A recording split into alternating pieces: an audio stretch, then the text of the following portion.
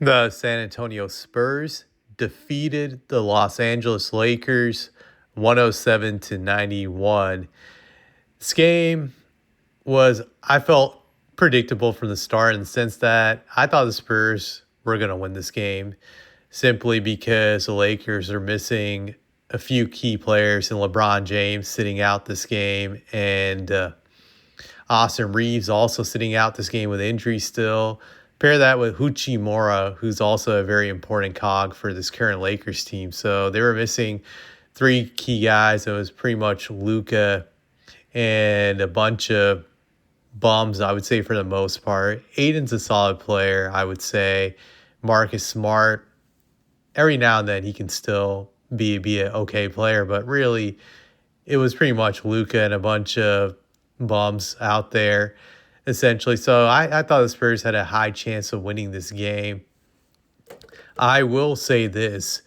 Both of these teams shoot horribly from three-point range. Spurs are not a good three-point shooting team. That's been the case for these last several games. And the Lakers might be even a worse three-point shooting team for this game. The Lakers shot 9 of 39 from the field from three, which was 23%, while the Spurs shot 4 of 25, 16%. So both teams were losing the three-point battle. To me, it's interesting about the current NBA that the only time you'll really get a low-scoring game is when teams shoot poorly from the three. Granted, the Spurs still scored over 100, but the Lakers couldn't even hit the 100 mark, which is very rare in the current NBA because 100 is really the default number you're going to hit now with the way the game is played. But they just couldn't hit that mark because their three-point shooting was just piss poor. Now, I will say the game was competitive at the start. Spurs were only up by a few points in the first quarter, and heading into halftime, it was 48 to 43. So it was a very close game. I would say courtesy of Luka just carrying the team. Luka was great offensively from a scoring standpoint in this game. 13 of 26 from the field, 50% overall shooting, 38 points. One of Luka's Achilles heels I feel that he has, and this was always the case even when he was with Dallas, is that for some reason, despite being a great scorer, he's not a great free throw shooter. He's a guy that always shoots around like 70% from the line, I believe. I'm just going to look it up right now. Let's see. Yeah, career-wise, he shoots 75%. But it's always weird because he'll get into streaks where he shoots poorly from the line during games. Like in this game, for instance, he went to the free throw line 16 times, but he shot 10 of 16. And let me just calculate the math on this one right here, just to pull it up. Just give me a second or two. I finally got the calculator pulled up. Just want to make sure I get this right. So, yeah, he shot 62% from the free throw line. That's really unacceptable when you're a great player like Luka, a guy who's averaging 30 points a game. You have to always shoot above 70%, at least at a minimum. In this game, he shot 62%. So that's not going to cut it. That's definitely not going to cut it. That's something he has to work on. He should be shooting above 80%, if I'm being honest about it. With a guy that scores that much, he should be at that level. Now, the other thing I felt in this game that held him back was his turnovers. The Spurs have done a great job in forcing Luka to turn the ball over in the last two games that they played the Lakers. Luka had 7 turnovers in this game, courtesy of the Spurs hounding defense, where they started to hound him, forcing him to turn over the ball, getting into the passing lanes. So that was great to see.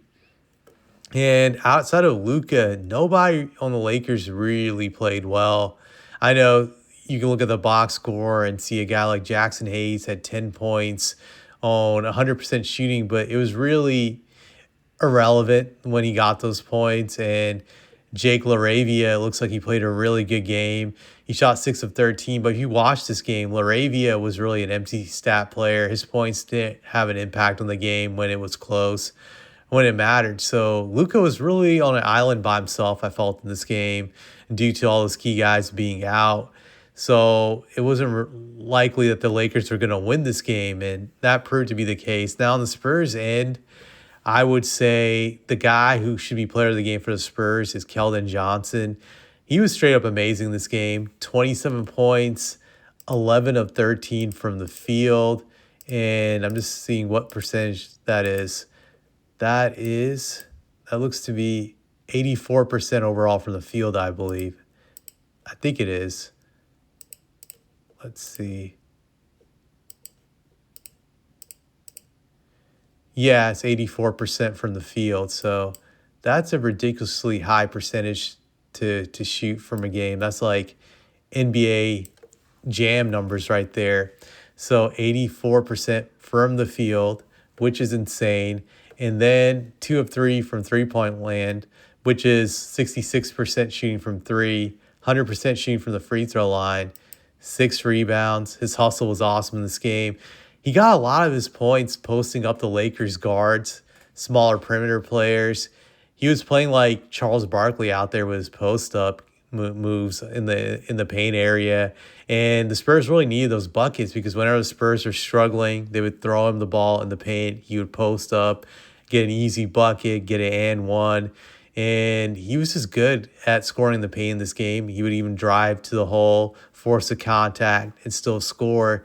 He gave the Spurs relief whenever they went on a scoring drought. So he's definitely player of the game. I would say Victor was great defensively. He had a solid offensive game, 16 points on 7 of 15 shooting from the field.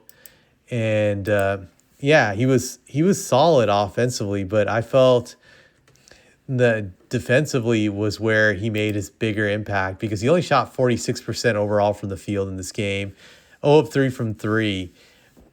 Defensively, he was a monster. 4 blocks in this game, 14 rebounds. I really like the rebounding effort by Victor because I feel at times he leaves rebounds out there. And this game, he was hustling for them. So that was great to see. The only negative I would say about this game he had was 4 turnovers and just 0 for 3 shooting from 3. It drives me nuts when he just keeps taking threes and they're not falling in there.